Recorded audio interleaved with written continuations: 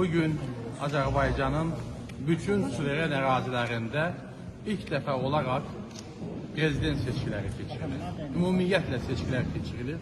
Təbii ki, bu münasibətlə də mən xalqımızı təbrik edirəm.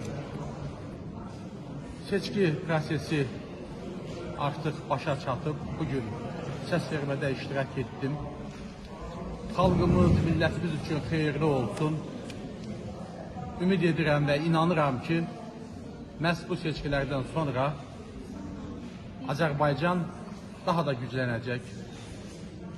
Azərbaycan bütün mövcud problemlərini də arxada qoyacaq və Azərbaycan xalqı da gözəl yaşayışı öz həyatında bir mənalı olaraq hiss edəcək.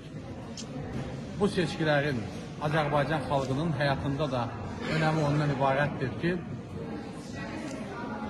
bütün Azərbaycan vətəndaşları məhz artıq öz torpaqlarını azad görərək, öz ölkəsini suveren bilərək səs verdi. Mən hələ ki bugünə sahada bu ana olan məlumatlardan bilirəm ki, yüksək fəallıq nümayiş etdirilir. Bu məni sevindirir. Demək ki, Azərbaycan xalqının da bu seçkilərdən gözləntisi böyükdür. Ümid edirəm ki, seçilən namizəd, bu 7 nəfərdən biri kim prezident olacaqsa, Azərbaycan xalqının da gözləntisini doğruldacaq. Hamınıza uğurlar arzulayıram. Təşəkkür edirəm.